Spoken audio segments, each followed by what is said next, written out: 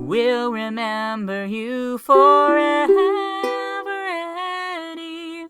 Through the sacrifice you made, we can't believe the price you paid for love. Little Eddie Mitty, born in Jersey City, started singing when he was 5. Never knew his father, mother didn't bother to catch his last name fast as he came. He was off flying, times were really trying, Eddie and his mother alone. Soon another mister, soon a baby sister. Mama kept swinging and Eddie kept singing.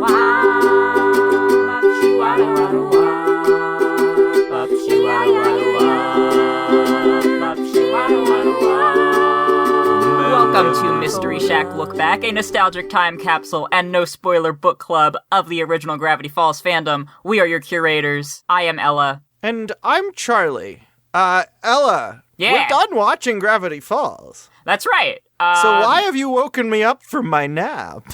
Well, I know we said that we're going to start to cover the external Gravity Falls adjacent material, such as the official journal and so forth.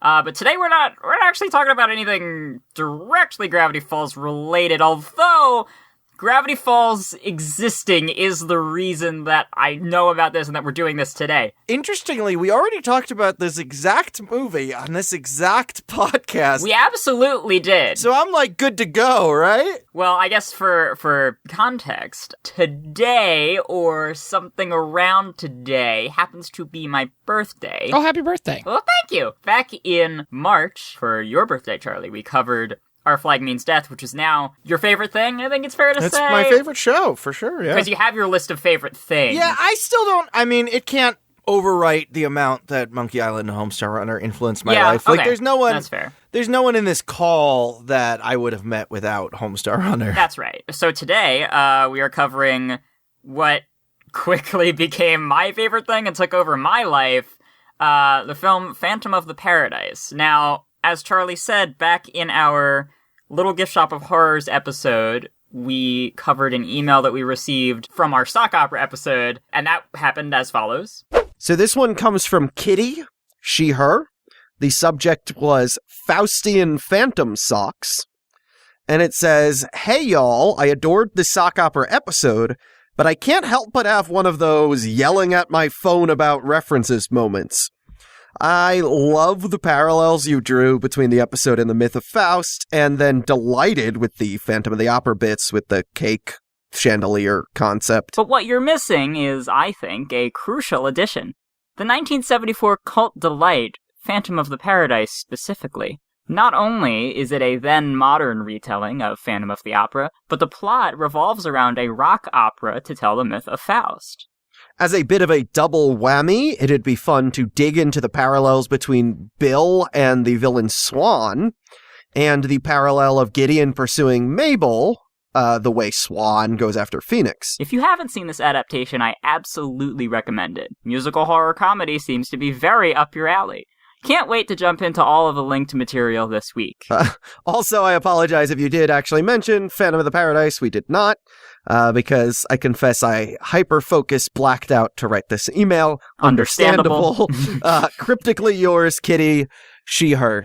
So that's how we first watched that film together with Abby Kirby, and now it's just all I ever think about, and we just have to be okay with that, I guess. But if it weren't for this podcast and us talking about Gravity Falls on it, I don't know if I ever would have discovered that film, because frankly, because of what it is and who's in it and everything about it, if I had not heard about it yet at that point, and no one else told me, I don't think I ever would have found it, because it's something if so it wasn't you wouldn't have found naturally... it without a podcast, but how did you get a podcast? Well, we talked about that in Weird Mageddon Part 1. It's true, because Pipedream podcast wouldn't have existed without this nerd here making a reference to Sene Paun Pipe. Hey, is it time for me to talk? Hey, David, welcome! You could have at any point. The normal rules are to be described into existence. But this is a bonus episode. We're throwing everything out of the... So yeah, because it's my mission to every time I watch this movie to introduce it to at least one new person. That's been me with Knives Out. Yeah, exactly. So welcome David Spencer of Pipedream Podcasts. I love the idea of we as an audience got to witness you discovering this movie, immediately falling in love with this movie, Exactly. and now...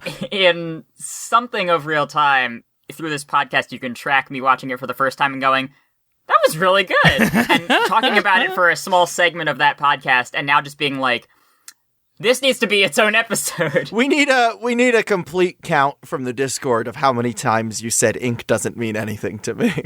Is that a reference to this movie? Everything Ella has said since the Little Gift Shop of Horrors, just safe bet to assume it's a reference to this movie. It is in some way related. As well as last night in your Our Flag Means Death server, Charlie. By the way, I have an Our Flag Means Death server. It's called The Captain's Dinghy. It's great. At Captain's Dinghy on Twitter, there's a link to it right in the bio. Someone out of nowhere was like, hey, this might be pretty niche, but anybody heard of Phantom of the Paradise from 1974? And I was like, hello, I'm here. I saw that. Similarly, Ray was talking about Tezuka, and a Tezuka fan in my pirate server was like, wait, oh my god, I recognize you from Twitter. The dinghy just brings people together. I know. I am the best captain in all of history. The hardiest crew. It's true. It's true. The closest thing that I've had like that is I have a friend who was in a video game server that he invited me to, and then I wasn't really spending a lot of time in there until a little while later, somebody else on that server said, hey, has anybody ever heard of this cool Homestar Runner podcast? And I was like, that's me! That's me! I'm the cool Homestar Runner podcast!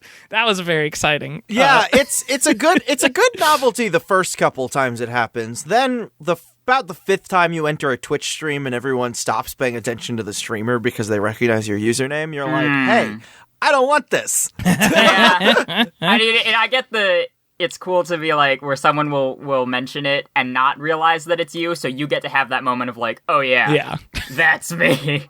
I honestly, I dread those moments now just because I don't want someone. Most of my friends are famous not because I'm networking. I hate working. I'm just netting. Most of my friends are famous. I just like throwing nets around. Yeah, well, because when I say that I did something cool and impressive, I want my friends to go, all right, yeah, cool. Because that's your job, yeah. Because that's just the type of person I am. To go back to Phantom of the Paradise, it is funny how I don't think I had ever heard of this movie before hearing you guys talk about it on the podcast. And now I feel like I've heard it referenced 100 times. And I think it's just one of those things that, like, I had heard it referenced before and it just never stuck in my brain. It's a confirmation bias thing. That is absolutely it. I've gone back to, because I'm a big Lindsay Ellis fan, and her foray into the internet was the Phantom fandom. Yeah. Spelled with a PH, of course. So she's mentioned it, in 5 different videos that I've watched to completion, but, like, I didn't care before. Exactly. And no one had just said, hey, the person who wrote the songs for Muppet Movie and Muppet Christmas Carol made a queer musical with Brian De Palma. No one had ever just put it that bluntly. And the amount of connections that it has to things that we already love is like, how had neither of us heard of this before this email? I guarantee you this is how he got hired for Muppet Movie. Oh yeah, you're right. This seems like something Jim and his crew would be all over. It's like making that weird thing like Alan Menken doing a Little Shop of Horrors and then launching into this is adapted from similar sources as Little Shop, so just all of the connections that this has to things that I already love, in a similar way to how Pipedream Podcasts already has all these things that I love on it. Oh, I love it. And my favorite De Palma movie that I've shown Ella before is a comedy about Newark, New Jersey and Atlantic City, New Jersey called Wise Guys. Yeah. Starring Danny DeVito and Joe Piscopo and Captain Lou Albano. And I had not seen anything that New Jersey in culture. And I'm sure you know the trivia, David, that Brian De Palma was making Carrie in the same studios as George Lucas making A New Hope. Mm-hmm. And so Brian De Palma was invited to an early test screening of Star Wars, and witnessed a several-page intro that went into detail about what the Sith is, which is not relevant to New Hope. And Brian De Palma said, "I will rewrite this myself." Yeah, like why have all this needless exposition wasting time when you could just have a couple paragraphs fly by at the beginning to kind of set it up for the audience. So while he has only written one line that is in every Star Wars movie, that line is a long time ago in a galaxy far, far away. Yep. I will say with Brian De Palma, he is one of those filmmakers that it's like, he's a filmmaker that I definitely like respect, and he's definitely made a lot of cool movies, but I can't really say that any of his movies are one of my favorites. Like, I look down the list of his films and I'm like, this is all good stuff. I liked The Untouchables. I thought Scarface was entertaining. I really liked Carrie, but he's not one of those guys that like I latch onto in the way that I know a lot of people are big Brian De Palma fans. Well, Brian De Palma makes trash. And he knows this. Yes. He's just an exploitation director with a budget. Yes. Like, he started out with exploitation, and the content of his films didn't change when studios started collaborating with him. Yeah. So, like, that's a pretty rational response to the De Palma oeuvre. Yeah. Well, and he's one of those guys as well who is like, the people who love Brian De Palma films really, really, really love him, which I love that. I mean, I love whenever there's directors who are specific enough that, like, it garners that kind of passion. And I love that there is an exploitation director who is aggressively New Jersey, who for some reason started making big budget studio films. Yeah. And I love that more than I love any of his work. I was just looking at his IMDb. Oh, he's aggressively New Jersey. What? Has he like directed Bruce Springsteen music videos or something? Has he? Yes, he has. Oh my God. And tour documentaries and stuff. Of course he has, though. Yeah, and Wise Guys is the most New Jersey movie ever. But whenever there's a goon in Phantom of the Paradise, ain't nobody know how to cast a goon like De Palma. He's the goon director. The audition was great, but, you know, this guy's like some of the goons I knew back in Newark, huh? And Brian De Palma, of course, is most famous for directing Carrie and Scarface. Carrie being one of Ella's other... Ella puts Muppet Christmas Carol and Carrie at, like, the top of her favorite movie list, and had never heard of this. Yes, up until this point, my favorite film was Carrie. What was it prior to that? Because I knew you when you discovered Carrie. Toy Story 2. It was Toy Story 2, you're right. That's such an interesting thing of the timeline of favorite movies. You know, people will say their favorite movie, but I'm curious to hear people's like, well, this was my favorite movie until I saw this movie, and then that became my favorite movie until I saw this one. Can we get into that then? Okay. My favorite movie was Back to the Future for a very, very long time. I can't really remember what it was before that. But for a very brief time after Frozen came out, it was Frozen.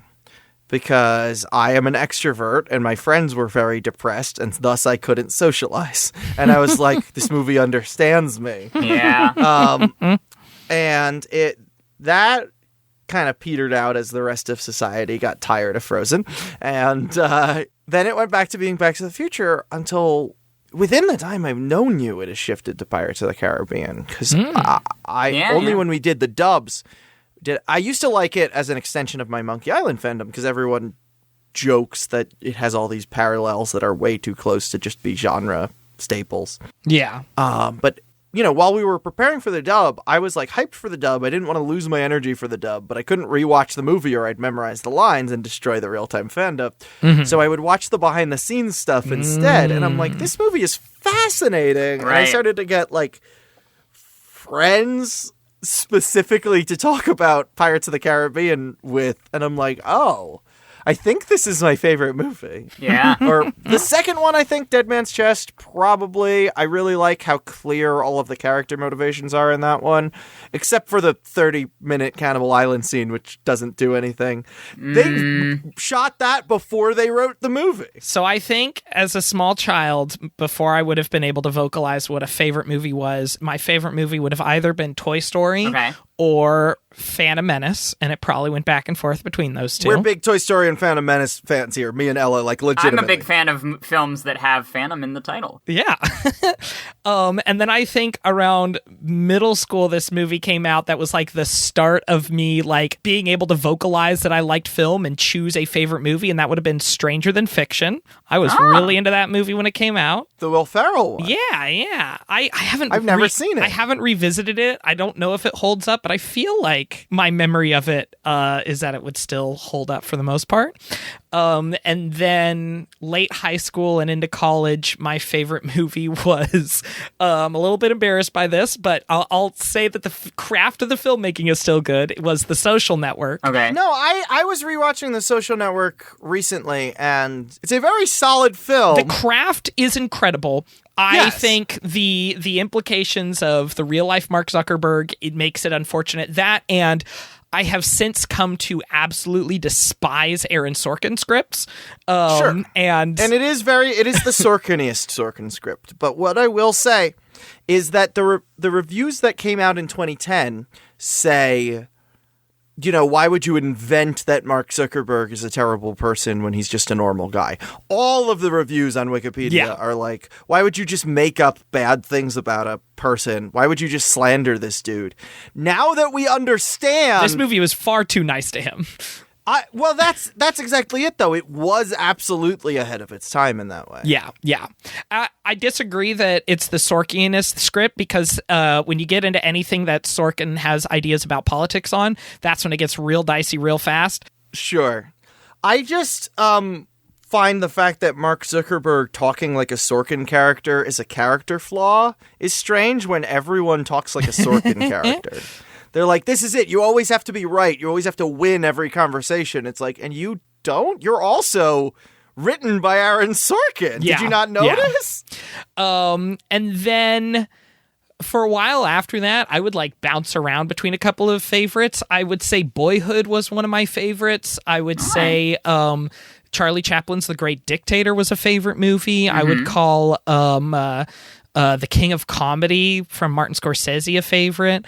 But then a couple of years ago, I discovered what has become my favorite movie, absolutely, and to the point where I even have a tattoo of it, which is Don Hertzfeldt's It's Such a Beautiful Day. Gotcha. That movie is, and that was an experience where it's like, I had a friend who I would go over to his place every now and then. It would be a thing where like I chose a movie and he chose a movie and we just watch whatever. And he put that on and I knew nothing about what I was getting into. He was just like, hey, you know the guy who made that Rejected cartoon? And I was like, oh yeah, I know that. And it's like, yeah, this is a movie made by the same guy. I'm like, okay, cool. And I hadn't thought about that Rejected cartoon since it was relevant in 2005. My spoon is too big, I can tell you that much. And my anus is bleeding. No one ever remembers that that's a line in there. 2000's internet was wild. Didn't that win an Oscar? It did. I watched that movie and I was just like, I don't know how I felt about that. That was really weird. And then I was like, but I want to watch it again. And that's how I reacted to Phantom of the Paradise the first time. My friend gave me a file of it on my computer, and I watched it again like after doing an all-night shoot, and it was like early in the morning, and I was delirious, and the entire time I was like bawling and crying. It was like so emotional. And then I watched it again and I was laughing my ass off during the entire movie. And after that I was just like, yeah, this is my favorite movie. And now it's still like the movie I can return to if ever I'm having a particularly like awful time. I could just one of those movies that I want to feel, you know? I have a list of movies where it's just like I want to feel bad in a like in a controlled environment. Yeah, where you kind of get that bit of release and like in the way that being on a roller coaster releases the adrenaline of being in danger, even though you're usually not actually in danger. Well, David, what is, if any, your experience with The Phantom of the Opera? Oh, I first saw Phantom of the Opera on Broadway, actually, when I took a trip in high school to New York, and we saw a couple of shows, and I saw Phantom of the Opera, and I think I've seen the movie with what's his face? Gerard? Yeah, Gerard Butler. That's his name. Not only is he what's his face, he has too much of a face to be the Phantom. People complained about the effects in that movie. I saw a comment on my Backstreet's Back video that was like, why does this music video do the Phantom's prosthetics better than the big budget film? I also, after seeing the show and like, I had a brief spell where I was like getting into musicals. Oh, me too, except minus the part where you said Yeah, brief. minus the brief part, I still enjoy musicals, but it was like a point where it was like I first discovered that I liked them and like, I gotta listen to a bunch of musicals and watch a bunch of musicals. Musicals were my babysitter because we couldn't afford a babysitter and my parents worked stage crew. So when I found out that other kids in my class had never seen a musical, it did not fit into my worldview. Yeah. Because I was like, well, then what do you do when your parents are busy? I remember as a kid, like, my mom was a music teacher and would always try to do musical stuff, but I didn't like anything I watched. And for me, a musical was Oklahoma or Seven Brides for Seven Brothers, and those were like things that I just was not into for whatever reason. Mm-hmm. The thing that turned me around, though, was seeing Jesus Christ Superstar in high school. Okay. And that's when I was like, oh, this is what a musical can be? This is really interesting. That's right, Scottrick. This is what a musical can be. And I think that was the moment that I was like, I think I kind of like musicals, and I want to watch more. Now that I know that musicals don't have to just be Oklahoma. Yeah, I have a really weird relationship in general because like I'll regularly, the local theater would license failed movie musicals, and so like when I found out Big was a movie, I was confused. I watched it and I was like, why aren't they singing? He sings in Toy Story 2. Did they just cut the songs from this? That's weird. That's a weird decision. It kind of doesn't work without the songs. Or at all. No.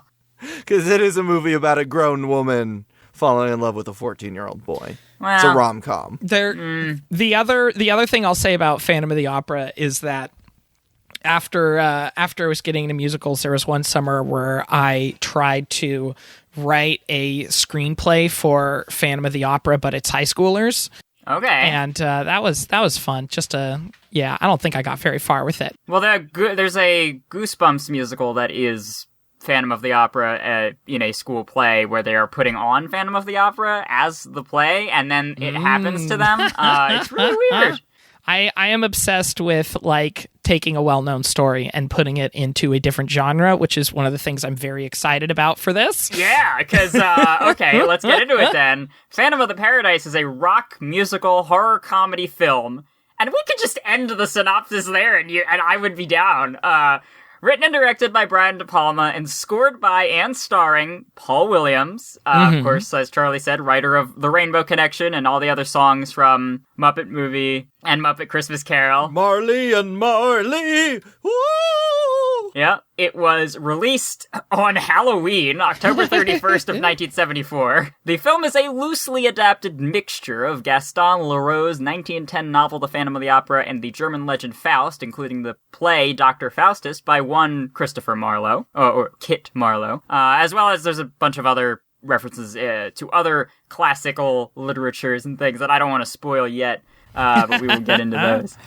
I feel like I'm going to end up missing stuff. Nope, this is not that kind of movie. This movie has a relationship with subtlety of adversary and hatred. Well, it's Brian De Palma, so Yeah. he doesn't seem to... Brian Obama wouldn't let you miss anything. No. He'd be mad. Subtlety doesn't mean anything to me, Winslow. So let's get right into it. 20th Century Fox presents Phantom of the Paradise, a gothic horror story. What was that? A beautiful love story. Like a circus. A cinematic odyssey through the rock universe. From Greece to glitter and beyond. The story of a sound. The man who created it. The girl who sang it. The monster who stole it, and the phantom who haunts the paradise, the ultimate rock palace. My music is for Phoenix. Only she can sing it. Anyone else that tries, dies. Phoenix. Phoenix. Well, you told me one time that you'd be somebody, that you weren't working just to survive. Paul Williams as Swan. And the angels that defeated them. Phantom of the Paradise. There really is the Phantom. All right, well, we just watched Phantom of the Paradise, described on the DVD cover as the most highly acclaimed horror fantasy of our time, which isn't even a little bit true, but they spelled fantasy with a PH, so how can it be wrong? Well, David, what'd you think? Yeah, this is definitely wild that this exists. Yeah. This is definitely That was our reaction the first time too. You gotta. It takes a minute about 2 watches to set for in. it to be like, Yeah. oh, this is a real movie. You know, I gotta be honest, it's this is one of those, I do love me some weird movies, and the thing with any sort of crazy, audacious, weird movie is it's not gonna be everybody's jam, and I can't say that this is like, did a number on me in the same way that it has done for you, Ella, but That's fair. I appreciate its existence. I'm so happy that something this weird can exist in the world. You gave it the highest praise I've ever heard anyone give a film, which is if this director directed the script from 2002 Spider-Man, it would end up about the same as Sam Raimi's. Yeah. No, I love that this movie is just like fully going for it and not caring. It really, like, this is one of those movies where I feel like I get this sense a lot with old movies where you can kind of, it's very, very easy to imagine what it would have been like to be on set as this movie was being made. It's very easy to imagine the kind of crazy, like, camera angles of just, like, Brian De Palma just being like, now we're going to do this over here. The atmosphere. Yeah, it feels meticulous, but not in a Kubrick way, in a way where if something weird or strange or silly happens, they can roll with that and it can work in the context of everything. And it also seems like the kind of movie where, like, all of the cast is just having a really good time of just fully putting themselves out there. Absolutely. Oh yeah, they are doing the wildest. When we do voice direction, Shelby calls those the post takes. Yep. These are all post takes. The most iconic of which being, But I'm innocent! Swan stole my music and framed me! Swan stole my music and framed me! The only behind-the-scenes story that suggests that anyone was not having a good time for a very brief moment was that in the scene where Winslow's head gets crushed in the record press, they had wooden stoppers that would stop the record press from fully crushing William Finley's head. He played Winslow. And when they were filming, the record press just bashed right through those wooden blocks. They just kept on going. Uh-oh. He almost got his head crushed for real. Uh-oh. Yeah. That's great. This was almost a snuff film. It sure was. You know, I wouldn't be surprised if it was. I wouldn't be surprised if somebody in the audience or somewhere on screen actually died and we just don't know. It's very possible. But yeah, that's the only skeevy part of the production that I could find out. Yeah. But the way I've learned to describe this film, and it's interesting that you compared it to Raimi's Spider-Man, the plural. I mean, I guess I meant it like just Raimi in general. Like, I think for whatever reason, there was something about what we were watching that Spider-Man specifically is what came out. Well, I think it's because those Spider-Man films capture what a comic book feels like. Sure, And yeah. the way I've learned to describe this film is that it's the closest I've seen a live-action film come to being animation. Okay. It feels like a cartoon. Or puppeteering. Or Muppets. Yeah, puppeteering, definitely. Because Muppet Movie was, 5 years after this? 79? Yeah. So, it's pretty clear why Paul Williams was hired as the composer. There's a Psycho scene, a reenactment of the shower scene from Psycho with a plunger instead of a knife. Which is gonzo, in the adjective sense and the character sense. It's pretty gonzo. The way especially William Finley is acting, and I know, like, we pointed it out during his piano song at the beginning, and he's just waving his head everywhere. Yeah, like a Muppet. Like a live-action Muppet. Or I guess Muppets are already live-action. Like a real person Muppet, yeah. We call them flesh Muppets. Well, no, the Muppets are real. According to Kermit the Frog, the distinction between a puppet and a Muppet is... well, a puppet is actually controlled by a person, whereas I am an actual talking frog. He's real. But yeah, the way it is so meticulously planned, but in a very silly and, like, flexible and fun way is very reminiscent of just how animation is, and there's like an iris out on Phoenix that we all just went, that's all, folks, and the shots of like 1 month later, and like the title cards, and the sped up footage, and split screen. I mean, a lot of these things are just Brian De Palma things, but I think he just has this animation adjacent style that I really appreciate. And it's definitely animation logic in the way that just like... Well, he pulls out the cartoon bomb, like, to car bomb. And it's not clear whether or not, like, the people being decapitated in the audience during that, the show... Yeah, during Beef's song, yeah. I had completely forgotten that Winslow Leach successfully escapes from jail by beating up one guard and then awkwardly climbing in a box. Yeah, it goes by so fast, it's so barely relevant. And he doesn't get in the box in the take, like he kind of slips out of it and then kind of crushes it, and that's just the take they use. Yeah, but I think that's probably why I so gravitate to Brian De Palma's work, is because it just feels like a cartoon, and Winslow particularly feels like a Looney Tune. Oh, his performance is amazing. William Finley has these giant bulging eyes, that and I mean Carrie, Sissy Spacek does too in Carrie. They use that to different effect, but similar. Yeah, yeah. I love the nebbish performance when he's like first, Winslow Leach and he's meeting Phoenix versus the scary monster performance.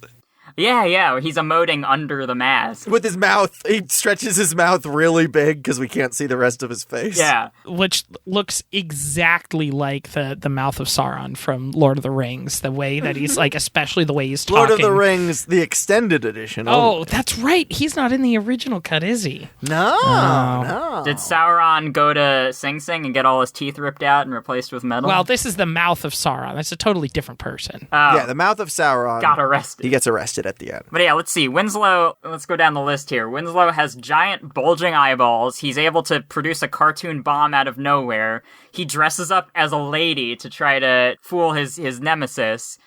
He bursts through a brick wall and, to my disappointment, does not leave a Winslow-shaped hole. In general, he just has this very Wile E. Coyote relationship with Swan. Like, it feels like there's all these vignettes of him trying to foil Swan's plans and Swan just going, meet. I also really want to know why the decision was made to also just load this thing up with classic literary references, which is such a, like, weird choice, but it works. The core plot is a cross between The Tragic Tale of Dr. Faustus, Selling Your Soul to the Devil, and Phantom of the Opera. And then there are also plot details from Casco Amontillado, and you get Transylvania. You get some, Beef is very much supposed to be a Frankenstein monster. The what is that one? The backdrop of his performance was Cabinet of Dr. Caligari, which I don't know if that's classic literary or if that was original. But it's a classic film. Yeah. And the Touch of Evil with the car bomb. Oh, yep. And Psycho, obviously. And Citizen Kane when he's knocking over everything. Oh, and the Portrait of Dorian Gray. Yep. I love that I've started to call this like the anti-Ready Player One in terms of how to use references, because this is like, it's the exact opposite of reference for the sake of references. These are in here to build the story, and once you understand that that's how it uses references, I have stopped describing it up front as part Faust, part Phantom, and part Dorian Gray, because the fact that it's partly Dorian Gray is a plot twist. Yeah. That is a reveal that it is also an adaptation of Dorian Gray. That Swan is not only the devil figure in terms of it being Faust, but then he's also Faust in his own story. Yeah, exactly. He is Dorian Gray, and he's also kind of Raoul if you read it as a love triangle, which I don't, but it's debatable. Yeah, it certainly doesn't seem like he's in love with Phoenix. When he's having sex with Phoenix, he's literally doing that just to piss off Winslow. Yeah, he doesn't seem like he's really enjoying having sex with Phoenix until he realizes that Winslow is watching and that he can make Winslow upset by having sex with Phoenix. And that whole moment had a very no exit vibe to me. The classic play of three people trapped in hell and the hell is other people idea. Famously adapted into the sitcom The Good Place. Yep. Two other people. That sounds like hell to me. Unless it's the two of you. Heaven is the two of you. Aww. But yeah, I think it's just really smart how it uses those homages, and it's the total opposite of this is the ultimate showdown of ultimate destiny, where it's like, wow, look at that thing you remember. Wait, hang on. Was Neil parodying something that didn't exist in culture yet? Yeah, he was pre-parodying Ready Player One. Yeah, he was, though. It's just like how wow, this is going to be a thing nobody gets, but it's just like how Steven Soderbergh's Schizopolis is parodying Mulholland Drive, even though that movie wasn't out yet. But okay, yeah. See, this is me referencing weird movies that nobody's ever heard of. No, it's all good. The two of us recorded with David Gansel yesterday. That is totally fair. To borrow a little turn of phrase from our friend Abby Kirby, it's a beautiful use of intertextuality, because if you know the Dorian Gray reference, it allows you to better understand that twist, even though it works if you don't, which is unlike Ready Player One, where if you don't know the references, you're just like, what is this? What is happening? Like, oh, I guess it's a big giant robot. Well, that must be designed only for killing. That's cool. I bet he loves being a gun. Yeah, he's probably super thrilled about it. He does love being a gun, and he hates Superman. He hates Superman. He doesn't so like reading much. it or watching it. Or being him at all. Why did that Warner Brothers fighting game, whatever it's called, Multiverses, yeah, have Iron Giant being excited about being Superman, but he's still fighting people? He watched Man of Steel is the problem. He watches all those, what if Superman was evil? Yeah. But why is Neo not in that game? You're right. Come on, glorious parent company, Warner Brothers. I think one of the other things about this movie is, and I don't know if this is like a Brian De Palma being kind of a camp director thing in general, where what? Brian De Palma making trash? No. There's so much just like characters deciding to do this and then, now I'm going to go along with that. And you're not really... The pacing is very strange. It's like he cut out like scenes of like explaining why this character is doing this now, or it's like, and it's like the movie is just like, you know what, you don't have to worry about that. All that's going to matter is they're doing this now. They're doing just this accept now, it. and we don't have to worry about why. We're not worried about it. Why are you? That's why it feels so like stuffed with stuff. Like in the Little Gift Shop of Horrors episode, we said that this film turned me into SNL's Stefan, because I was just, this film has everything. This place has everything. Chutes, ladders, the outdoor concert from a Zoloft commercial. It has murder. It has orgies. Yeah, there's like in like the first 20 minutes of the film, there's a very tenderly portrayed lesbian orgy. Come here. What are you doing? He likes to watch us. Watch us doing what? Doing each other. Does he like blondes? I like blondes. Do you mind?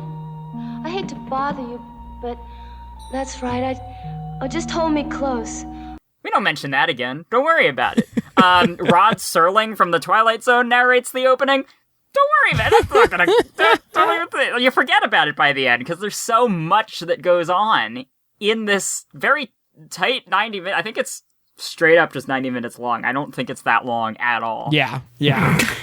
And frankly, people have sometimes called this film like a it's a so bad it's good thing, and I'm like, no, if Brian De Palma makes trash, then I am Oscar the fucking Grouch. Like, no, it is intentional maximalism, and I hear constantly people using so bad it's good to describe camp or maximalism, and I feel like you're missing a part of it. Yeah. Right, intent. Like, no, this didn't accidentally wind up this way. Someone took very careful care to make sure this movie looked and felt exactly like this. Yes, exactly. Because it's not like you're watching The Room or Hard Ticket to Hawaii, where it's like they accidentally made something funny. This is absolutely intended to get the reactions it's getting. So the problem with camp and maximalism being referred to as so bad it's good is I watch that stuff like Ella because I like cartoons. So do I just have to accept that all cartoons are bad, or that your taste is wrong? Exactly. And I'm realizing why I associate Brian De Palma's style and this film so heavily with animation is because that's the context in which I first watched Carrie, because I was shown that from my animation teacher in my first year of college, and he showed it to us in the context of, obviously this is a live action film, but look at how they're using the psychology of the frame and the visual storytelling and the split screening of the prom scene. And then he showed it to us in full, like as a separate thing. Like, hey, you can show up to this if you want to watch it with some of the class. Like, and I was like, yeah, I'm there. And it transed my gender, but that's a separate story. And then this was recommended to you because you had a podcast where you talked about Faust and Phantom references in a cartoon. Yeah, that's true. You missed this one. Somehow. Never again. Yeah, never before and never again, huh? Never before. Well, how did we feel about the songs themselves? Because I'm going to be honest, it took me a few listens through the soundtrack to really get into the songs. I'm not super into the soundtrack the way I am with other musicals, except that last one, that boom, boom, boom, boom. Yeah, the hell of it. Ding, ding, ding, ding. Yeah, I feel like the songs don't really stick in my brain for me. It's almost like there's, I don't know, there's something about even the way that they're portrayed in the movie where it's like, maybe I'm just not used to like older musicals. No, they just kind of happen. Yeah, it's like the only thing that feels like it's a musical number is Phoenix's kind of audition song. Yeah, and that's the Well, it is a musical in that it is about a stage production. Yes. So yes. So to them, songs are just part of everyday life. They aren't really numbers. Which I know is debatable whether or not that qualifies as a quote-unquote musical, but... Well, it's a rock opera, no matter how you slice it. Yeah, I did feel the same way that you're feeling the first time I watched it about the songs. They made me realize that Paul Williams, like, insists on 3 verses... 3 choruses and a bridge, like every time. They're so long. Yeah, I've noticed that you can sing I'm going to go back there someday to Rainbow Connection and vice versa because the structure is so similar. And there's a lot of these, like, I don't even know how to describe the way he writes, but I read an article once where he was talking about writing Rainbow Connection with Kenny Asher, I think it was, and they were like, okay, we have our opening line. Why are there so many songs about rainbows? And what's on the other side? And they were like, how do we follow that up? We wrote ourselves into a corner. What do we get at? Like, they just write as they go. Like, and then there's lines like, what's so amazing that keeps us stargazing? There's a lot of lines like that in this. Like, what was the line that you liked, David? Oh, it was... All the good guys and the bad guys that I've been. Oh, yeah. Where it's like, somehow, if this were written by any other person, it would be the corniest thing you've ever heard. But Paul Williams makes it work somehow. Yeah, absolutely. Something else I'm constantly thinking about with this film, and that I made a note of before watching, is that, I mean, it's very obviously, nothing about this film is subtle. It's a critique of the music industry and a critique of the entertainment industry in a way that, like, feels kind of ahead of its time, because, like, there's the casting couch bit, and there's the, like, using bloody controversy, murder as a media circus. There's also a lot of the, way corporations are intertwined with the law and legal system, that, like, they're literally using, Swan Industries is using prison labor and, like, has the cops planning drugs on somebody, and... At least Winslow beats up a cop. That's great, though. One cop. Then gets it, then climbs in a box, and then he's free from prison forever. He's free from prison. Although it's definitely odd that the only people of color in this movie are the 2 cops. Well, yeah, but there's a trio of black women singing. Oh, that's true. The one of the songs. Different styles, which that scene in the void. That's such a cool way of, like, visualizing that whole process of, like... Yeah, I loved that a lot. That's very cool. And that he's sitting in a giant record that there's no feasible way for him to get in other than climbing under or crawling I think he crawls over it. It's a giant gold record-shaped desk. And then rolls into his chair. Yeah, he's cool like that. He's like, that looked really cool. Didn't that look cool, Philbin? And he's just, like, climbing very slowly because his legs are very short. And he's like, that looked great, boss. Maybe don't keep it in the film, though. Oh, why not? They get to see my glorious butt for longer. He's so caked up. Why is he caked up? I don't know. It's Paul Williams is very much smaller than I had imagined him, because usually I see him with puppets who are smaller than him. No, so but now you're seeing him with William Finley, who was giant. Right, he's like and he's a very tiny man. I was just looking up. William Finley is 6'4". Wow. First time when we saw this film, I described Paul Williams as a hobo Elton John. Well, yep. Yeah, It's true. I definitely see that. I can't, I've seen this movie too many times, and watching, his episode of The Muppet Show with Paul Williams, I can't not see Swan. I'm like, no, he's evil, he's scary, he's a bad man. But he looks out of context, he looks so pleasant, and he's just a nice little guy, and he writes funny songs. Funny songs for cartoon little puppets to sing. Puppets, yeah. I love how many songwriters, start with something, over the top and more adult, and then end up writing songs for children's entertainment. Randy Newman? Yeah, or the Lopez's, or Alan Menken. Or Alan Menken. You're right. Oh my gosh. Yeah, huh? Yeah, wow. You gotta do something weird for your artsy friends first before you can get into a mainstream franchise. Yeah.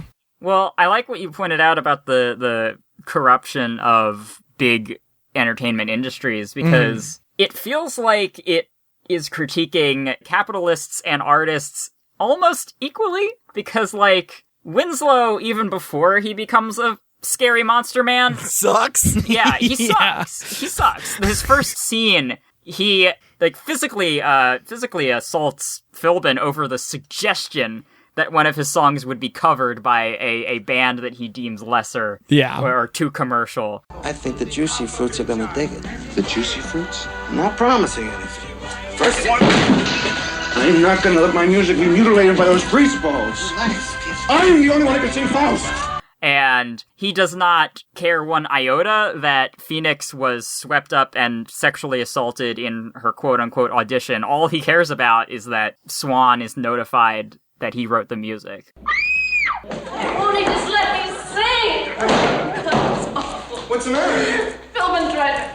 I just can't do it. Not that way. I came here to sing. This didn't sound like an audition. Leave me alone. I'm sorry. Did you tell him who I am? And, you do feel for him when his music gets stolen, and then he gets sent to prison, and his teeth get ripped out. His face gets squished. And his face gets squished. But it kind of draws a parallel, especially once Swan is revealed to have made his own deal with the devil. He is not actually the devil, but just another victim of the system, which suddenly everything makes a lot more sense. And I started to realize the song that Winslow first sings, which is just an overview of the Faust story, singing about how he would sell his soul for a dream that never ends, is how it goes. And I think the reason that Swan connected with that song is because it's just about his life, is that he's just I did that. I did. And he's so burnt out and cynical about the system because he's been around for so long, because he's way older than he claims to be, which is why he's just Annette is nothing, finished, washed up. But she's at the top of the charts. It's today, Philbin, today. Tomorrow she'll be forgotten. She's whatever. And even Phoenix also is not pure and good either. She's willing to sign her soul away for the idea of having an audience and having a crowd, and everybody in this movie is all the heroes and the villains that they've been. Yeah. Winslow, to his credit, does realize that that's not a life worth living, that is a terrible fate, but he realizes it too late for himself, but not too late to save Phoenix, which, to his credit, he does.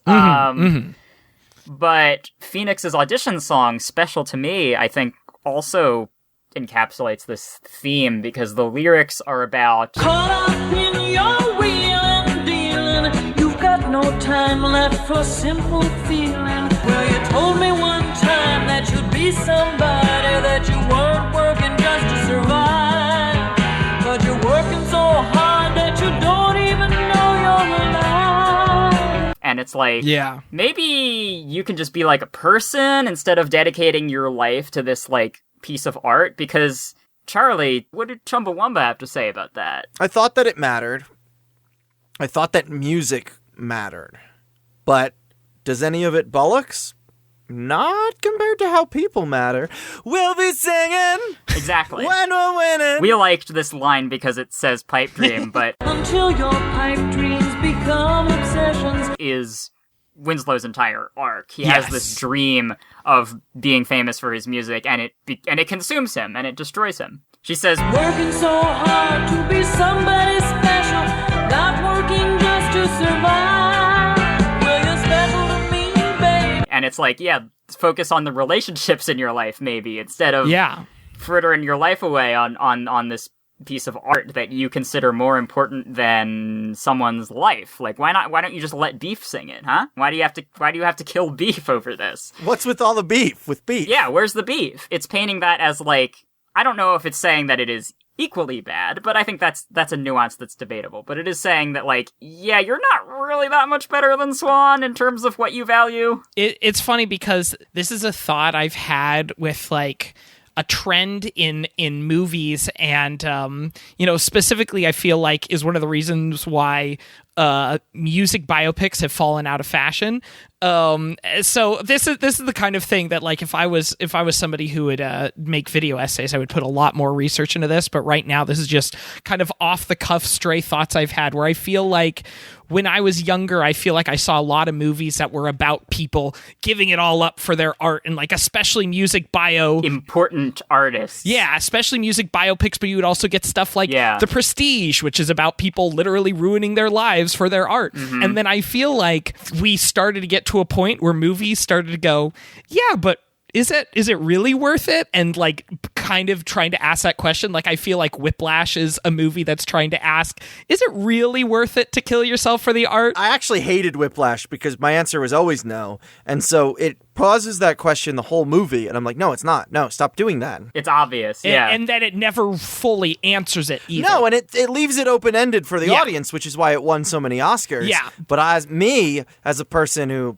has worked themselves to death repeatedly and an artist, I'm like, nope, not an open-ended sort of deal, Whiplash. I feel like Inside Llewyn Davis is a similar thing, although I think that one is a little bit more clear about this guy is not making the right decisions. Or Everything Everywhere All at Once. I feel it would have been nice to just do laundry and taxes with you. Yeah. And so it's something that I've thought about more, where it's like, now I feel like there's a lot more movies that are kind of coming around to the idea again of, like, wait, actually killing yourself for art is not actually good. So I have a very controversial opinion. No art is good. Yeah, you're right. None of it. None of it's good. It's just something someone made up one day because they were bored or sad or happy or something. A person made it. So it's more like, I view all art, even like stuff in museums, as like a friend being like, hey, check out this thing I made. And like not anything bigger than that. I'm sorry, Winslow. That's not quite my tempo.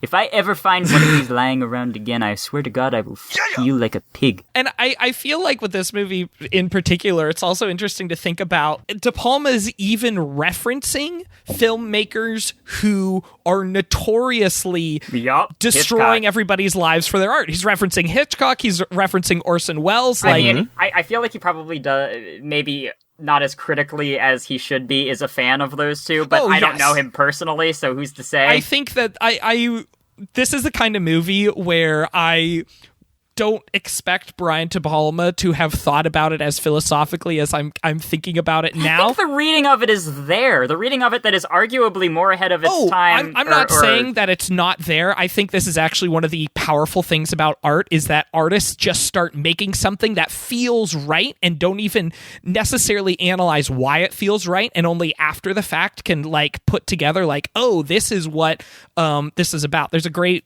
movie called Making Movies by Sidney Lumet, who's the director of Network, and he talks a lot about directing Dog Day Afternoon in that book. He talks about how that was a movie where he was not planning anything out. He was just like, whatever feels right, I'm going to say yes to, and it, like, turned out to be like a really meaningful movie, not because it was thought out and meticulously planned like Hitchcock, but more just like, let's just go with it. That's why I love David Lynch. He goes with the flow. Yeah. And I think, honestly, you can create something more real sometimes when you do that, because the amazing thing about art is that it can It can portray things that cannot necessarily be spoken in words. Like you can get a sense of something that you can't really explain, but you just know it to be true. And that resonates on such a meta level because Winslow is totally the opposite of that artist you were describing. He does not. He will kill you if you try to go with the flow. Yeah, He needs to have it all planned out from day one, and it needs to go exactly as he's planning it, or else it's nothing.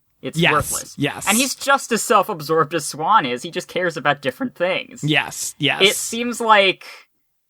I haven't watched Whiplash fully, but it sounds like this is more sure of what it's trying to say than Whiplash is. Oh, yeah, for sure. Whiplash is made to win Oscars, so they can't... If someone did suffer to get where they were, and they work in the Academy, well, you don't want to insult them. It's a weird thing with, like, all of Damien Chazelle's movies, like, because, like, La La Land kind of tries to play with the idea of, like, is this worth it? And doesn't really have the convictions to do anything with that. Even his movie Grand Piano is literally about somebody who's, like, the script he wrote but didn't direct is literally about somebody whose life is on the line if they don't play this piano piece perfectly. Winslow is absolutely that guy in the YouTube comments of an old song being like, I listened to this when it came out. I didn't discover this because of a TV show. I've been here since it released. I listen to real music. I've been seeing a lot of that lately with people discovering Kate Bush from Stranger Things 4.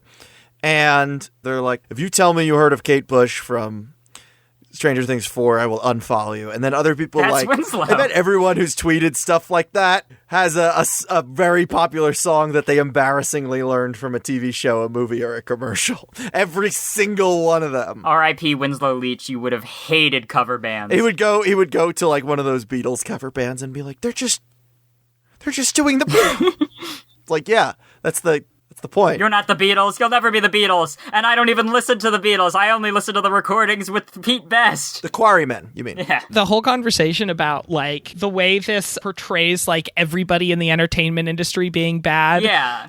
It really reminds me of, and boy, this is going to make me real sad that Alexa couldn't be here for this, because that conversation is really reminding me of another camp music classic, Josie and the Pussycats. Haven't seen it. Which is a movie that I had never seen before, and Alexa was always like, I really want you to watch this movie. It's such a, like, it was an important part of her childhood. And we watched it. Tweet a video essay in which the phrase Josie and the Pussycats is the best movie of all time is said repeatedly, and no talking points are ever made. Yep. I would say that's me about this movie. But it really is the kind of movie, that movie is like such a weird camp thing where it's like, it feels like it's not a good movie, but it might be the greatest movie ever made. Exactly. It's like, but it's unlike 70s genre camp, this is early aughts, like, movies made for young teen girls camp. Gotcha. And it's completely unclear if it is a critique of the music industry, like in the text, or a celebration of it, like in the direction. Josie and the Pussycats? No, it's absolutely in the text, like a critique of... But also it's for teen girls to listen to pop songs. That's like, true. That's what true. I'm saying. Yes. Is it has... It's the Whiplash of its time, really. Phantom of the Paradise kind of criticizes the audience, but in a way that's like... Screw you! The audience in the film and, like, the American public in general. Oh, I thought Brian De Palma shows up at the premiere, picks up the microphone and goes, "Yeah, you!" and then goes and sits back down. He would. It is specifically a critique of the American music industry. They make that very clear with the giant patent American flag when he gets sent to prison. Yep. And when Winslow kills Beef, the entire conceit of the performance has been killing, like, fake dummies in the audience, and so when Beef dies, they assume it's part of the show, and then they're shown crowd surfing his body bag into the ambulance and chanting Beef, and it's like, it so quickly establishes that the normalization of this horrific violence has led them to expect it and demand it from what they consume. Are you saying that this is a 70s movie about the normalization of violence? Why, yes, it is. Oh, what other 70s movies are about that? Like all of them. I mean, Taxi Driver is the big one that I think of, which I think would have come out the same year as this. That's the one that Joker wishes it was, and that's why Robert De Niro is in it. Well, that's King of Comedy, but...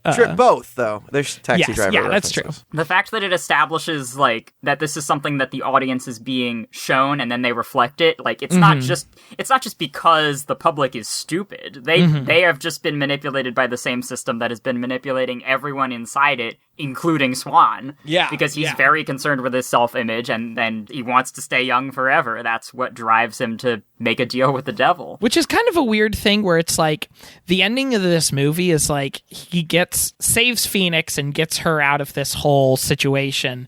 But like, presumably, the messed up system that caused all of this in the first place is going to continue to happen. And that is shown visually because the crowd is just partying like nothing happened. Yeah. 3 people didn't just die.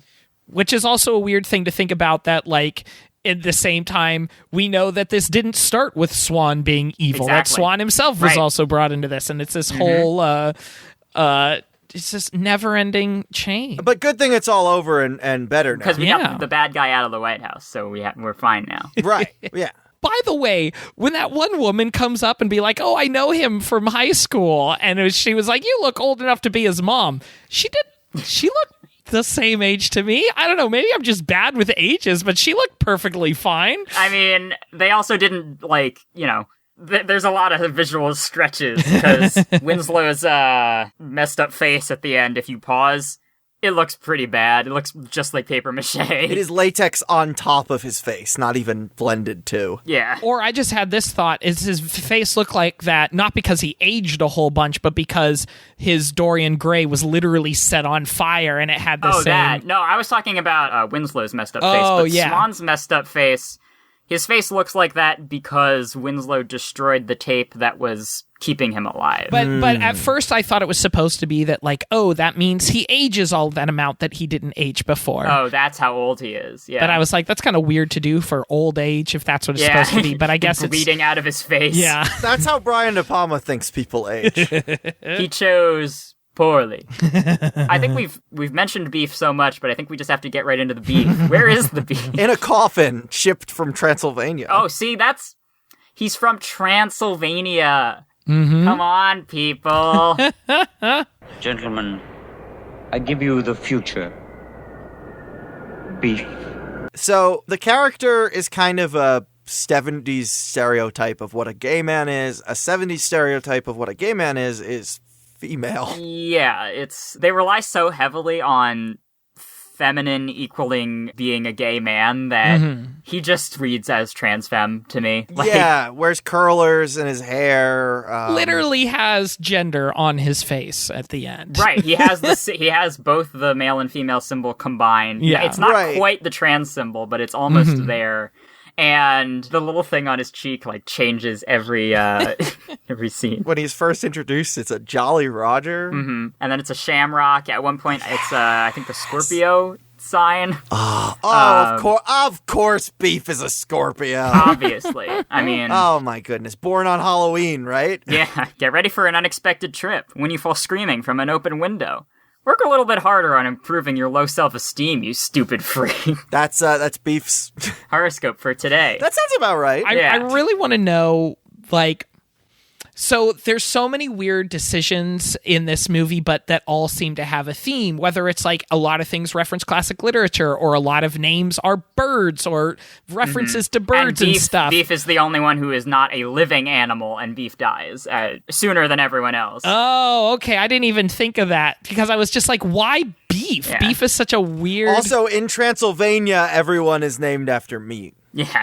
The bird thing is a New York City. As well as Phoenix is the only one who survives, and the Phoenix rises, is reborn. Yeah. So Beef has a lot of like that undead imagery with him as well, whether being from Transylvania, like a vampire, or being a Frankenstein, or literally his backup band is called the Undeads. Yeah, Beef's gender is so... like, to the point that I don't even feel right using he, him pronouns for Beef. I've usually just called her she, because, like...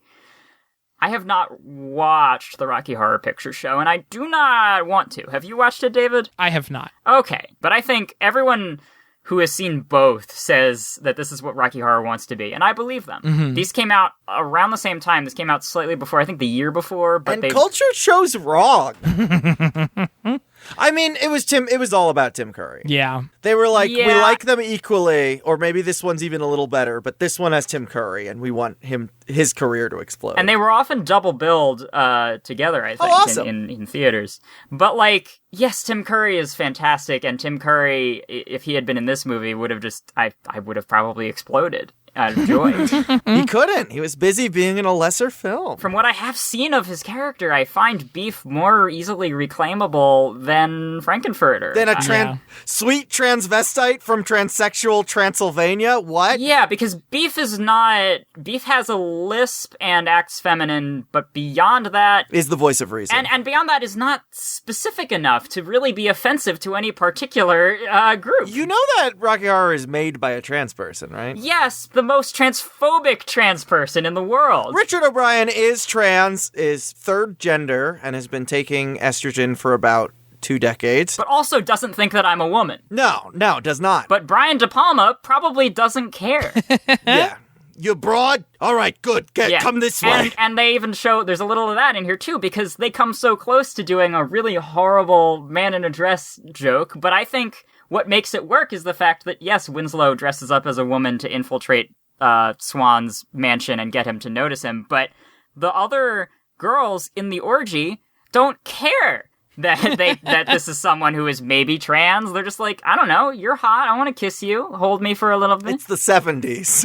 Exactly! And yeah, Beef is incredibly campy, but is also, when Winslow threatens him in the shower, runs the hell away. Is like, okay, I'm out of here. I don't want to deal with this. Yeah. Oh, I knew I shouldn't be screwing around with a dead man's music. This place is possessed. Now, if I don't want to do a show, it's not because I got stage fright. It's because some creature from beyond doesn't want me to do the show. Now, gangway! Can't you feel the vibes in your own house? Bad, sport. Real bad. I mean, the karma's so thick around here, you need an aqualung to breathe. I'm sure you might be able to say more on the pairing of trans imagery with undead or that kind of imagery. For sure. It just this conversation of Beef with all the undead stuff and plus all the gender really reminds me of one of my favorite bands, the ska band We Are the Union. Their lead singer came out as trans a couple of years ago, and they released a single called Morbid Obsessions where she was basically the idea of that song, and especially the music video, is portraying her trans experience like being a zombie, where the music video, I mean, rebirth. Yeah, the music video literally begins with her presenting as male and then getting killed, and then is a female zombie for the rest of the music video. Scott Network's in that band, right? Yeah. Jer, aka Scott Network. And Jer's non-binary. Yep. Yeah. They are just pure ska as a person. Yes. There's no room. There's so much ska that there is no room for gender. But Dr. Frankenfurter is a manipulative, sexually aggressive villain, which is about as quintessential as you get as far as harmful stereotypes of trans feminine people. And Beef is a normal person who is forced into performing the fandom's music and gets killed for it. And, bury your gays, yeah, but nothing wrong with Beef, not Beef's fault. I love that these came out at the same time and have similar subject matter. There is a trans person from Transylvania. Yeah, but I don't know if Swan made that up for the bit, but I don't want to believe it. I want to believe it's canon. I love that one of these is from a trans creator and is so transphobic because that's who that creator is. Mm-hmm. And one of these is from creators, to the best of my knowledge, or cis. I don't really want to speak to that. Yeah, they haven't said anything one way or another about themselves or trans people. And Brian De Palma directed Carrie, which trans my gender, so... Yeah, they also travel in pretty shady circles, so would probably be accustomed to a crowd that is not welcome elsewhere. As far as I'm concerned, Brian De Palma's a trans ally, because, I guess Beef is also from transsexual Transylvania, but just doesn't like hearing about Frankenfurt. She's like, oh yeah, that guy. That I moved to okay. get away from him. Just because we're from the same country doesn't mean that we have to act the same. Why does everyone always conflate me with that other guy? I mean, come on. That's my new headcanon. Another striking cinematic similarity would be the fact that, so like we said earlier, Brian De Palma was buddies with George Lucas. They went to the same film school, I believe. I think they were all part of that same class of film students. They were part of film students taking over Hollywood, the and studio films getting system, much more Yeah. pretentious as a result. Well, at least we got this movie out of it. So Winslow starts out as a fairly regular guy with some hints of darkness within him. He has quite a temper. He gets manipulated by this kind of a puppet master who's craving a lot of power, and then he gets all physically mutilated, and he can't really breathe or speak that well, and he needs a mask and black leather suit and a apparatus on his chest in order to breathe and speak, and it changes his voice, makes it all robot-y. And then, 3 years later, George Lucas... A New Hope was made in a building that Brian De Palma was in. George Lucas made the same character. And yeah, to give you a sense of how close these two were working when Star Wars was happening, like we said, Brian De Palma wrote the opening crawl, and auditions for Carrie and Star Wars happened at the exact same time. Were the same auditions? So Carrie auditioned for Carrie, but got Star Wars. Carrie Fisher was almost Carrie. I'm pretty sure Sissy Spacek auditioned for Leia. I know the guy who plays Carrie's prom date auditioned for Luke. So yeah, it's a lot of that feels too close to be a coincidence. Because the breathing and the chest box, like everything else feels like it could be a coincidence, but yeah, there's a long POV shot of Winslow's pained breathing that sounds exactly like...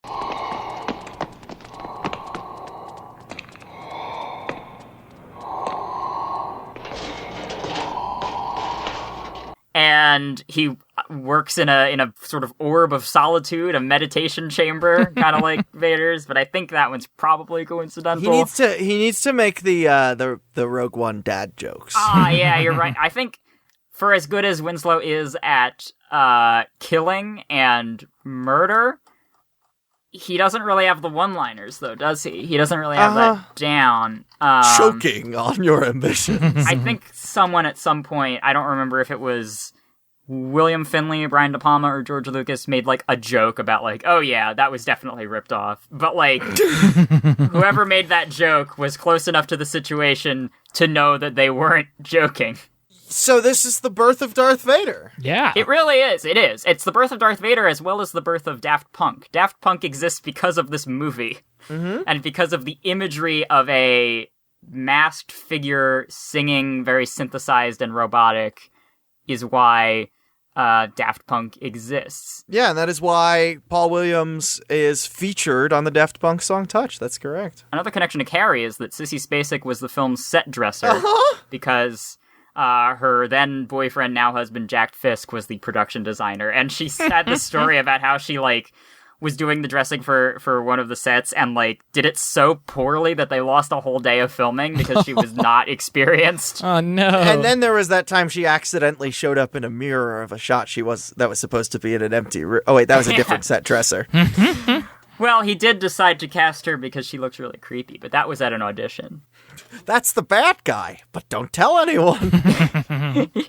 That chamber in which Winslow is composing the music is a real-life recording studio called the Record Plant. That synthesizer is a real-life, oversized synthesizer called Tonto, which is still around today, and it uses technology that was developed in part by Wendy Carlos, a trans woman composer who scored Tron, Clockwork Orange, The Shining, and, as David pointed out, Peter and the Wolf with Weird Al. Wendy Carlos is she's credited as one of the creators of techno, right? Or just one of the... Yeah, Daft Punk wouldn't exist without Wendy Carlos or Phantom of the Paradise.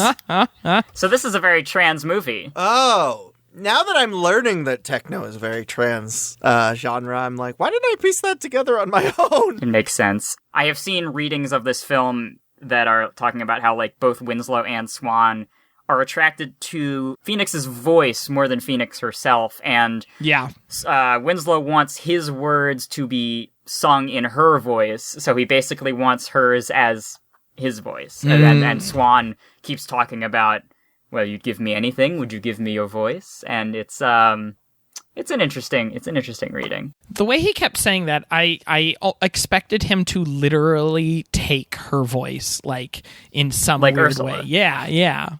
Ursula, also a drag queen. And also Faustian bargain. I mean... Yeah? Oh, so just everything you and I like. Everything is trans, everything is Faust. Yeah, Seymour and Audrey are T for T, and it's Faust, so... And Faust is Marlowe. So there were a lot of shots in which there was a very obvious overlay on the film of the Death Records Dead Bird logo. Mm-hmm. That is because the original name of Death Records was Swan Song. The original name was Swan Song Enterprises. And while the film was being made, Led Zeppelin made a label called Swan Song Records. Oh. And I don't know if they threatened a lawsuit or if they just really didn't want to get sued by Led Zeppelin. Oh, I want to get sued by Led Zeppelin, though. I would have taken the fall for them. Sounds fun. They had to very hastily cover up almost all the Swan Song references, but there are a few that they didn't catch and that Led Zeppelin apparently didn't catch either.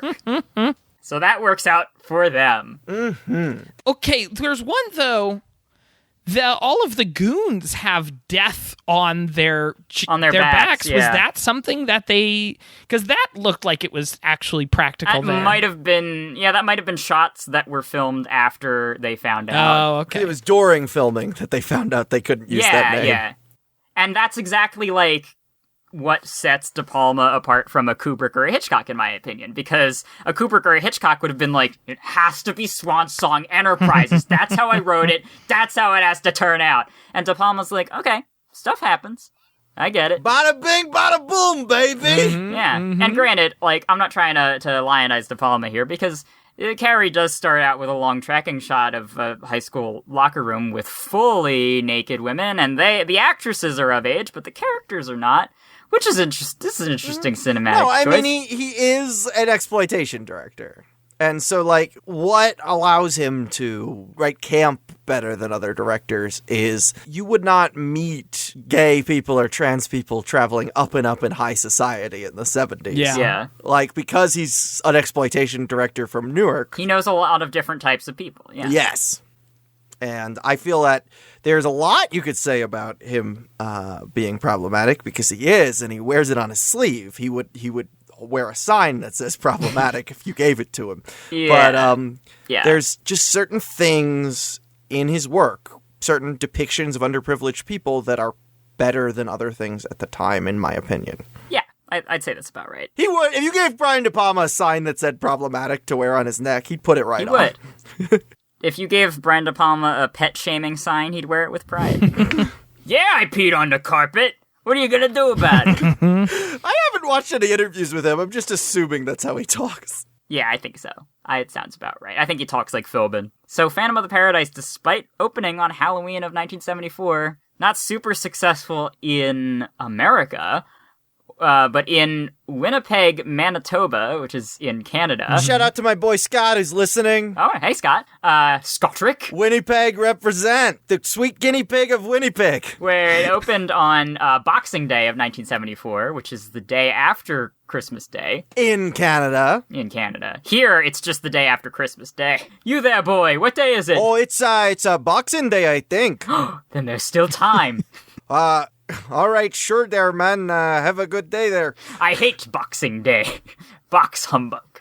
Box humbug. It played continuously in local cinemas over 4 months, and over 1 year, non-continuously until 1976. The soundtrack album sold 20,000 copies in Winnipeg alone and was certified gold in Canada. Wow. The film played occasionally in Winnipeg theaters throughout the 90s and in IMAX in 2000. So what you're saying is that when people, when culture got it wrong in choosing Rocky Horror Picture Show over this, it was Canadians who got it right. Not even Canadians, and not even Manitobians, just the city of Winnipeg. Winnipegians. In 2005 and 2006, there were 2 consecutive Phantom Paloozas, like Comic-Con dedicated solely to Phantom of the Paradise. And they got Garrett Graham, Beef, and William Finley, Winslow, and Paul Williams to come back for it. By the way, it's Winnipegger. That doesn't sound right. Well, they like Phantom of the Paradise. Oh, yeah, you're right. Yeah, so I think what really I'm trying to say here is that I was born in Winnipeg and somehow switched at birth because... Oh, that would explain all those Philadelphia-isms that my friend Scott has. Oh, yeah. So, yeah, whatever's in the water in Winnipeg, I must have gotten a sip of as well. One day we'll go, because I've been telling Scott for years I'd go. So I'll bring you with me, and we'll do a Phantom tour of the city. Shadowcast, yeah. We can do it in Winnipeg, holy crap.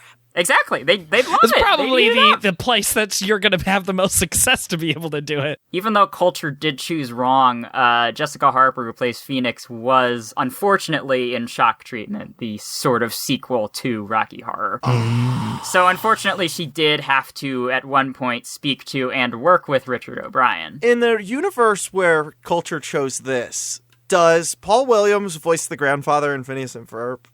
The dad, I thought. Or, yeah. Yeah, maybe. I was thinking that in the universe where culture chose this movie, that means there would have been a sort of sequel to this that featured Tim Curry. Yeah! Oh! No, I need that now! Well, Ella, do something unexpected. Let's verse jump. I think a lot about what a sequel to this even would be, and I saw a suggestion today that it could be about Beef getting revived in a Frankenstein way, and I was like, that would be great.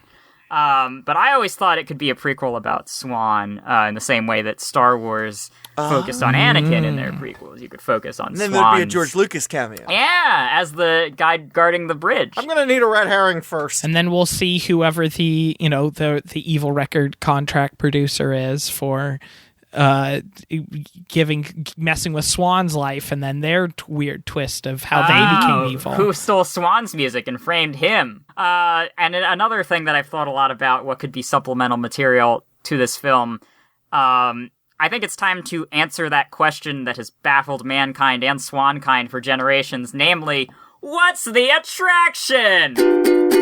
Just because he's been on our podcast twice, you can't just steal things from him. Well, what if I framed him also? Oh, that would do it. So my idea for a Phantom of the Paradise ride would be the idea is that you're going on a tour of the Swan archives, and this takes place after the film. So it's like a memorial for Swan. And it could be this very cynical take, similar to the movie, about how, like, despite everything that Swan has done that's been shown, like, on camera, televised, or whatever might have gotten out, he still has this legacy that has been absolutely sanitized. So it's a bit of a rock and roller coaster. A bit of a rock and roller coaster, and I was thinking a bit of a great movie ride. And for those who don't know how that ride works, it is a guided tour that is guided by an actual person who halfway through gets you get ambushed by either cowboys or mobsters, and then the cowboy or mobster takes over the ride. And how I think this would work is that you have a tour guide, an actual person leading your train around the Swan archives, and it would sort of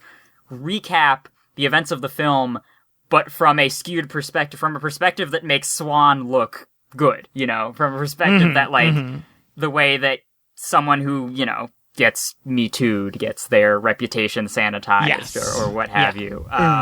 Then halfway through the ride, like, the ghost of Winslow would take over the ride, and like you could see like maybe an animatronic of him or something, and the Swan Archives tour guide that's currently guiding you would get whisked away, maybe with a plunger to the mouth or something, and then you would get taken on a tour of like scenes from the movies, kind of like how there are a lot of rides at Disney that just recap the story with animatronics, and it would show you like, this is what really happened. The voice of Winslow could be coming through, like, the speakers of the ride vehicle, and it could take you all the way through the story until you get back to the... And, of course, it would have, like, its own, like, Swan Archives gift shop, and it would show you how, like, And it could be just kind of a foreboding, like, never come back here, this place is haunted to hell, like... Yeah. But then, of course, immediately it would get sanitized with, like, remember to come back, visit the Swan Archives, like... Yeah. So that's just my little idea. Well, you're all wrong. What they're gonna do. Oh, no! I'm thinking about the joke where, Beef, like, did a stage dive and then couldn't get back up because of the heels that she was wearing. And so had to, like, flip over and stand back Such up. a dumb, silly bit, but I love that it exists. And it exists in the same movie as everything else that happens in this movie. Yep. The plunger, the car bomb that looks like a Looney Tunes dynamite. Yeah. That's just red candles with a clock in the middle. Yep. Yeah, and, like, every time Swan does something to screw over Winslow, I'm expecting, like, a foghorn and steam to blow out of his ears. Yeah. And... yeah. We also did, I wanted to bring up that Swan feeds Winslow a steady diet of just all the pills. Which is a very... it's not subtle, but it's subtle in that they bring it up fewer times than they bring up other things. Yeah. They also mention that getting someone hooked on pills so they could survive their tours is a favor to them. Mm-hmm. Yeah, there's a lot of, there's drugs throughout this film. It's not understated. It is only understated in that it is relatively less stated compared to the other things that are shouted. Well, if we can close out, I can finally read off my giant list of everything that I feel has everything you've ever loved that has a connection to Phantom of the Paradise. Yeah, or everything that someone theoretically could love. So, if you love The Phantom of the Opera, or Faust, or The Picture of Dorian Gray, or the cast of Amontillado, or The Cabinet of Dr. Caligari, or The Twilight Zone, or Vertigo, or Psycho, or The Manchurian Candidate, or Orson Welles' Touch of Evil, or Frankie Valli and the Four Seasons, or The Beach Boys, or Kiss, or David Bowie, or Little Shop of Horrors, or The Muppet Movie, or Carrie, or The Rocky Horror Picture Show, or Star Wars, or Daft Punk, or Edgar Wright, then Phantom of the Paradise might be something you want to check out. If you want to find more episodes of this podcast, go to our host network, pipedreampodcast.com. There's some other shows on there, like Escape from Walt Disney, How Did This Not Get Made, Come On Fahugo Pods. And you can check me out on 2 new episodes of Come On Fahugo Pods this week, in which I am the guest. Well, the rest of Mystery Shack Look Back, we talk about Gravity Falls, if that's something you're into. You can also find links to our social medias and our Discord server and our Patreon, patreon.com/Mystery Shack. Also visit our merch store at crowdmade.com/collections/Mystery Shack Look Back. And if you're interested in more of me engaging with this incredibly niche piece of media in audio format, I just dropped Swan Songs, a ukulele tribute to Phantom of the Paradise, a new cover album on my Bandcamp. That's ellachessery.bandcamp.com, link in the description. So the intro song today is part of that album, as well as the outro song that you're about to hear. Plus pretty much every other song from the film. I did a rendition on the ukulele as a very specific birthday gift to myself. With Pipe Dream Podcast, so for our Patreon that covers Come On Fahugo Pods and How Did This Not Get Made, and show covering the feeds of stuff like the Weird Alphabet as well.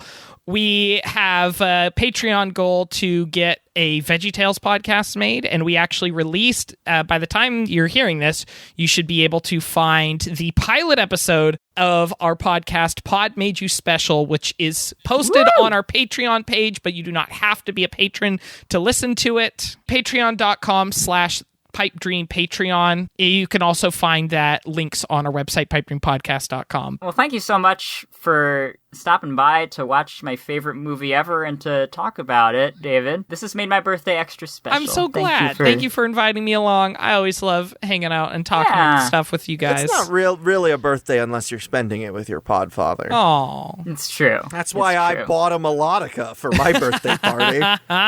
Yeah. I'm so happy that you did that, Charlie. So, Phantom of the Paradise, just find a way to watch it. It's you could get the special edition Blu-ray, DVD, whatever, for fairly inexpensive. That has a lot of cool features on it. But you can also, yo ho.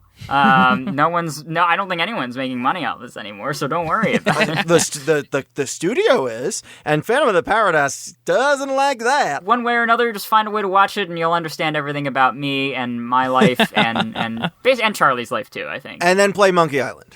Yeah, exactly. I love the idea that the movie that decodes Ella is a movie that she was not even aware of until like 6 months ago. Which is why it's so magical to me. I know. No, that's awesome. Someone asked me, did Our Flag Means Death like awaken anything in you that you had forgotten about, an aesthetic you like? Or I'm like, ain't nothing to awaken. Yeah. I live like this. No, and it's like, it's a cool thing where it's like sometimes you find art that like teaches you something, and sometimes you find art that's like, holy cow, this is already me, and somebody just put it on the screen. Exactly. And I'm amazed that like this exists, that I am here. Because what it is, I don't think this would have awakened anything in me. I think it required other things to awaken me first, and then Carrie had to awaken you before you could go back and watch Sissy SpaceX's set dressing. Yes. Nothing. There was a line read during Swan's deal with the devil that we can't get out of our heads, where the devil says, What do you have to lose? and Swan says, Nothing. He says it like Droopy the dog. Nothing. He says it like he has something to hide. Yeah. Nothing. So I think I'm going to play us out with the song from this movie that Charlie likes. You know, just for the hell of it.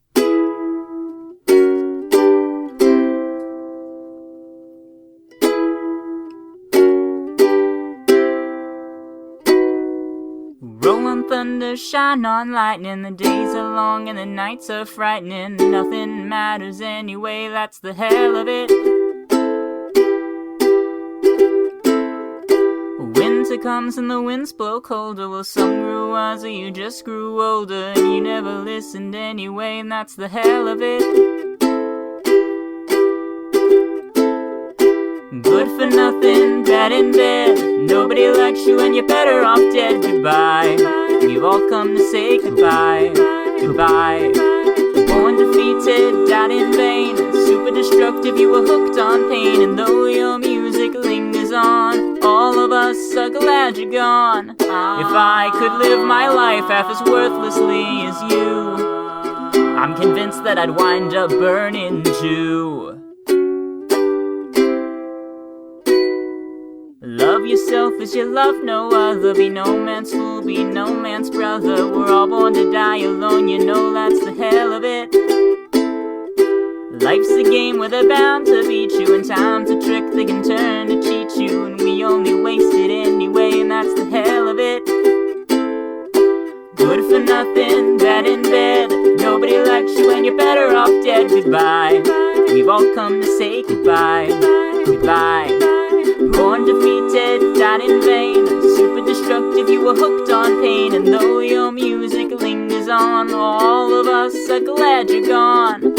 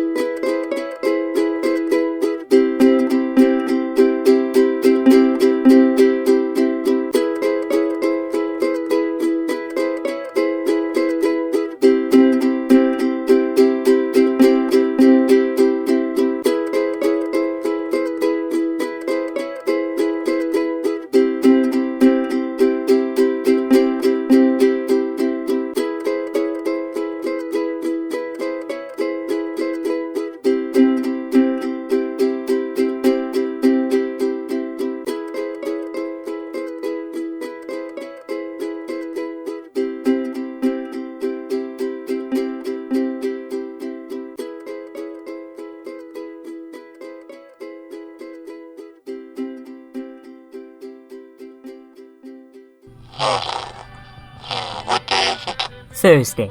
Today is Thursday. And you know what that means, Winslow. In accordance with our contract, it's time for us to thank the patrons. Thank you to Daddy Driftwood, Friendly Local Geek, Hugh Salinas, David Gansel, Richard Scanlon, Ryan Faber, Gwen Prime, Joseph Jones, P.T. Piranha Plant, Mumbletine D. Wumpletine, Roe Davis, Delphine Dussey, Jessie Marie MacDougall, Rich Roll, Easy Snake Oven. Pledge your support to Death Records and the Swan Foundation at patreon.com/Mystery Shack. Just sign your name at the bottom. In blood. You know, just for the hell of it. Waka waka. Oh, one day he'll work with Fozzie Bear.